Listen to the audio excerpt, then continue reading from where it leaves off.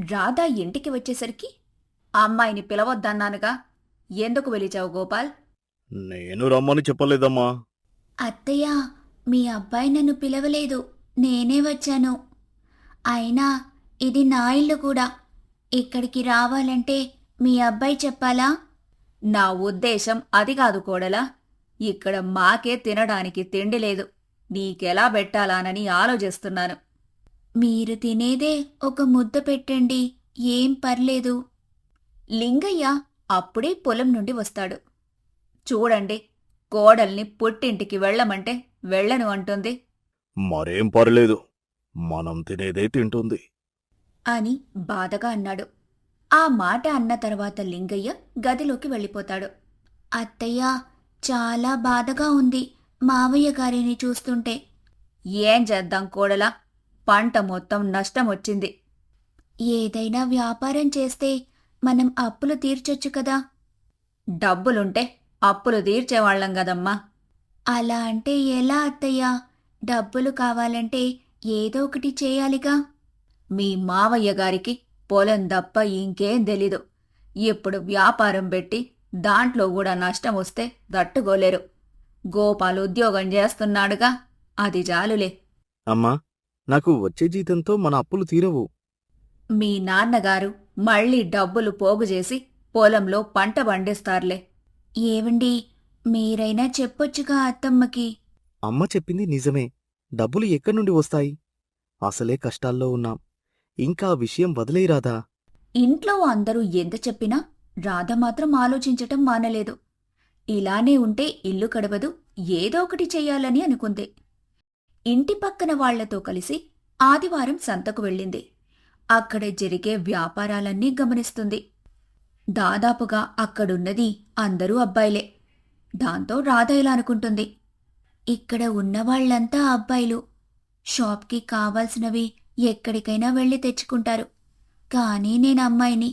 అత్తయ్యకి మావయ్యకి పొలం తప్ప ఇంకేం తెలీదు. నా భర్త ఉద్యోగం చేస్తాడు. ఆయన నాకు సహాయం చేయాలంటే ఉద్యోగం మానేయాలి. ఉద్యోగం మానేస్తే ఇల్లు గడవదు. ఏం చెయ్యాలి అని ఆలోచిస్తూ ఉంటుంది. మనకి రాని పని చేయటం కన్నా వచ్చిన పని చేయటం మంచిది అని అనుకుని పకోడీల వ్యాపారం చేద్దామని అనుకుంటుంది. ఇంటికి వెళ్ళాక అందరికీ ఆ విషయం చెబుతుంది. ఏం మాట్లాడుతున్నావు రాధా? మన పరువు మొత్తం దీయాలనుకుంటున్నావా ఇలాంటి పనులు చేసి? అత్తయ్య, నేను చెప్పిన దాంట్లో తప్పేముంది? ఇప్పటి వరకు నిన్ను పొలంకే తీసుకొని వెళ్ళలేదు. అలాంటిది ఈరోజు సంతలో పకోడీలు వేస్తానంటే ఊరుకుంటామా? మనం కష్టపడి పని చేస్తున్నప్పుడు ఏ పనైతే ఏముందత్తయ్యా? మనం ఎవ్వరినీ దోచుకోవటం లేదు. నువ్వెన్నైనా చెప్పు, నేను మాత్రం ఇలాంటివి చేయటానికి ఒప్పుకోను. అప్పుడే అక్కడికి వచ్చిన లింగయ్య, ఏం జరుగుతుంది ఇక్కడ? ఎందుకు కోడల మీద అరుస్తున్నావు? ఏం లేదులే. ఎందుకత్తయ్య అబద్ధం చెబుతున్నారు? నేనేమడిగానో మావయ్య గారికి చెప్పండి. నేను కాబట్టి వద్దని నోటితో చెప్పాను. అదే మీ మావయ్య గారైతే మళ్ళీ నిన్ను ఇంట్లో నుండి పంపేస్తారు. ఏం జరిగిందో చెప్తారా? మీరే మాట్లాడుకుంటారా? వ్యాపారం చేద్దామని అత్తయ్య గారిని అడుగుతున్నాను.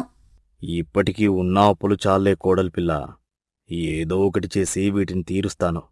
మళ్ళీ కొత్తవి చేయకండి అని అనడంతో ఇంట్లో తను చెప్పింది ఎవ్వరూ ఒప్పుకోవడం లేదు. ఏం చేద్దామని ఆలోచిస్తుంది. తన బంగారు జొంకీలని బంగారం షాప్లో తాకట్టు పెడుతుంది. ఆ డబ్బులతో తను వ్యాపారం చేస్తానని అనుకుంది. సంతకు వెళ్లి అందరి దుకాణాలు చూసి, మీ దుకాణం ముందు పకోడీలు వేసి అమ్ముకుంటాం. దానికి కావాల్సినంత డబ్బులు మీకిస్తాను, అద్దెకిస్తారా? అందరూ మా దుకాణం ముందొద్దు అని అంటారు. ఇక ఏం చెయ్యలేక ఇంటికి వెళ్ళి వాళ్ల ఇంటి ముందే దుకాణం పెట్టాలి అనుకుంటుంది. సావిత్రి ఎన్నిసార్లు చెప్పినా రాధ పట్టించుకోదు. ఎందుకు రాదా ఇలాంటి పనులు చేస్తున్నావు? మా నాన్నగారు ఒప్పుకోరు. నేనే తప్పు చేయటం లేదు, వ్యాపారం చేస్తున్నాను. ఎవ్వరూ ఏం చెప్పినా వినిపించుకోకుండా రాధ ఆ రోజు సాయంత్రం పకోడీల దుకాణం తెరుస్తుంది. వీధిలో ఉన్న వాళ్లందరూ ఇలా మాట్లాడుకుంటారు. మొన్నటి వరకు పకోడీలు ఉచితంగా ఇచ్చింది, ఈరోజు దుకాణం పెట్టింది. అయితే రాధ మనందరికీ పకోడీలు ఉచితంగా ఇచ్చింది, తన దుకాణంలో మనం కొనాలనేమో. అయ్యో పెద్దమ్మగారు, నేనెందుకలా చేస్తాను? నాకు వ్యాపారం పెట్టాలనే ఆలోచనే లేదప్పట్లో. కానీ ఇప్పుడు మేమున్న పరిస్థితుల్లో ఇలా చేయాల్సొస్తుంది. దాంతో ఇంటి పక్కన వారు, మీ మామయ్య గారు పిసినారని అందరికీ తెలుసు. అలాంటి వాళ్ళింటి దగ్గర ఎవరు కొనుక్కోడానికి రారు. ఎందుకమ్మా ఇలాంటి పనులన్నీ చేసి అన్ని డబ్బులు ఆగం చేస్తావు? రాధ చాలా బాధపడుతుంది. ఎంతో ఉత్సాహంగా వ్యాపారాన్ని మొదలు పెడితే అందరూ తనకి వ్యతిరేకంగా మాట్లాడటం మొదలుపెట్టారు. చూసావు గదా కోడలా, ఈ జనాలు మొత్తం ఇలానే ఉంటారు. ఉచితంగా వచ్చినప్పుడు తీసుకుంటారు. ఎప్పుడేమో ఇలాంటి మాటలు మాట్లాడుతున్నారు. మీ మావయ్య గారు పొలం నుంచొచ్చే సమయం అయ్యింది తల్లి, ఏమంటారో ఏంటో. సావిత్రి అలా అనుకుందో లేదో లింగయ్య అప్పుడే అక్కడికొస్తాడు. రాధకి ఎంత చెప్పినా వినిపించుకోలేదండి. కోడలికి డబ్బులెక్కడివి? చెవి కమ్మలు తాకట్టు పెట్టి తెచ్చుకుంది. నేను మళ్ళీ రేపు చెప్పి చూస్తాను. లేదు సావిత్రి, తనకు నచ్చినట్టు చేసుకోనివ్వు. డబ్బులు పోతే కాని ఇలాంటి వాళ్ళకి తెలియదు. ఇప్పటికే ఉన్న తలనొప్పి చాలేదని ఇలాంటివి చేస్తుంది. రాధ చేసిన పనికి కుటుంబం మొత్తం బాధపడుతుంది. చీకటి పడిన తర్వాత బయట సామాన్లు మొత్తం లోపల పెడుతుంది. వ్యాపారం ఎలా సాగిందమ్మా? ఎంతమంది కొన్నారు? 100 రూపాయలొచ్చాయత్తయ్యా. నువ్వు పెట్టుబడి పెట్టిందేమో 1000 రూపాయలు, వాళ్ళిచ్చిందేమో 100 రూపాయలు. ఇంకా 900 రూపాయల సరుకు అలానే మిగిలిపోయింది. ఒక 10 రోజులు ఇలానే చేశావంటే 10,000 రూపాయల నష్టమొస్తుంది. ఆ 1000 రూపాయలు పోతే పోయాయి గాని వెళ్ళి నీ నగలు విడిపించుకో. ఏ పనైనా మొదలు పెట్టగానే విజయం రాదు. రేపు 200 అమ్మితే ఏం చేస్తారు? ఓసై తింగరి పిల్ల, 200 అమ్మాలనుకోకూడదే, 200 లాభం రావాలనుకోవాలి. ఏం తెలీదు, వ్యాపారం చేస్తానని చెప్పి డబ్బులు మొత్తం పాడు చేసుకుంటున్నావు. అమ్మా, ఇంకా వదిలే. తను డబ్బులు పోయేదాకా ఇలానే చేస్తుంది. ఇంట్లో ఎవ్వరూ నాకు సహాయం చేయకపోగా మాటలతో దెప్పి పొడుస్తున్నారు. ఏదో ఒకరోజు నేను విజయం సాధిస్తాను. మరుసటి రోజు సాయంత్రం కూడా పకోడీల దుకాణం పెడుతుంది రాధ. ఆ రోజు కూడా 100 రూపాయల కన్నా ఎక్కువ అమ్మలేకపోయింది. కొంతమంది తెలిసిన వాళ్ళు దుకాణాలు ఎప్పుడూ సెంటర్లో పెట్టుకోవాలి, ఇంటి ముందు పెట్టుకోకూడదు అంటారు. ఇంటి ముందైతే ఎటువంటి అద్దె కట్టే పనిలేదు. అమ్మినా అమ్మకపోయినా తక్కువ నష్టమే వస్తుంది. షాప్ తీసుకుంటే రెంట్ కట్టాల్సొస్తుంది. అమ్మో, ఇప్పుడే రిస్క్ తీసుకోకూడదు అని అనుకుంటుంది రాధ. ఇంకొన్ని రోజులు చూద్దామని తన ఇంటి ముందే వ్యాపారం చేస్తుంది. అలా 10 రోజులు గడిచిపోతాయి. ఎవ్వరూ రాధ దగ్గర కొనరు. అలా దుకాణంలో కూర్చొని దీర్ఘంగా ఆలోచిస్తుంటే 2 అబ్బాయిలు అక్కడికొస్తారు. అక్కా, 10 రూపాయల పకోడీ కట్టు. రాధ మాటలతోనే వ్యాపారం చేయాలనుకుని, ఏంటి రాకేష్, నువ్వొక్కడివే తింటావా? ఇంట్లో వాళ్ళకి తీసుకెళ్ళవా? మా ఇంట్లో ఎవరు లేరు. ఆషాఢమాసం ఆఫర్ అంట. అందరూ చీరలు కొనడానికి వెళ్లారు. నీకు తెలుసు కదా, ఆడవాళ్ళు చీరలు కొనడానికి వెళ్తే ఎప్పుడు వస్తారో. ఆ మాటలు విన్న తర్వాత రాధకి ఒక ఐడియా వస్తుంది. ఇప్పటి వరకు తనకు పెట్టుబడి పెట్టిన చీరలు మొత్తం బయటకు తీస్తుంది. మొత్తం 10 చీరలున్నాయి. నా దగ్గర పకోడీలు కొంటే చీరలు ఫ్రీ అని చెప్పాలి. అప్పుడు ఖచ్చితంగా నా దుకాణంలో అందరూ కొంటారు అని అనుకుంటుంది. ఇక తెల్లవారుజామునే ఊరు మొత్తం డప్పు కొట్టి చెప్పాలని పంచాయతీలో పనిచేసే పుల్లయ్యని పిలుస్తుంది. తాత, నేనిప్పుడే కొత్తగా వ్యాపారం పెట్టాను. నా దగ్గరైతే డబ్బుల్లేవు.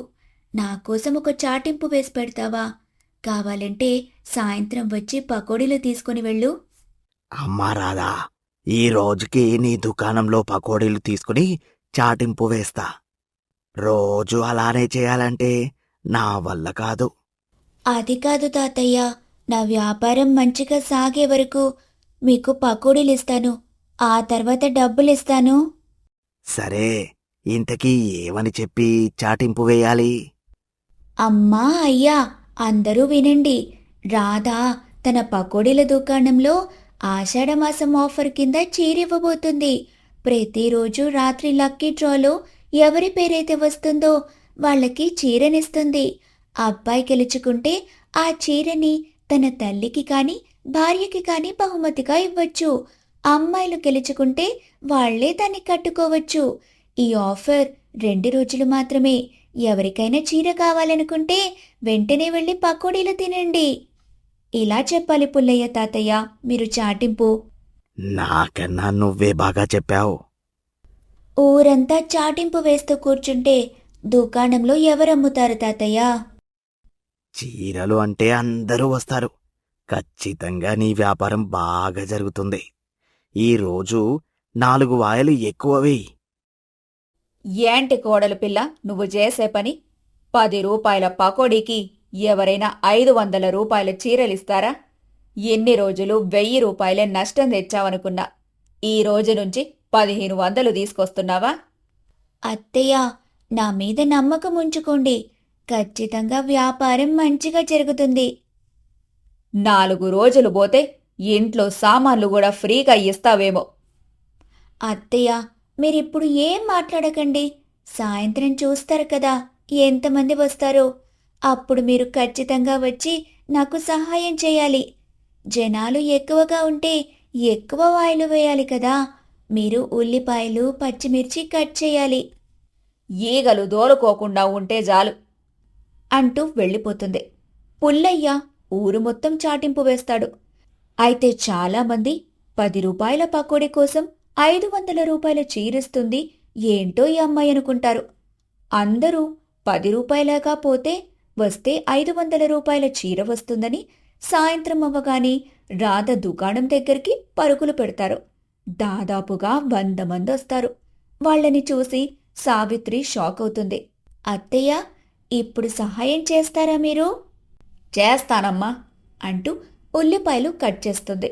రాధ వాళ్ళందరినీ చూసి ఇలా చెబుతుంది.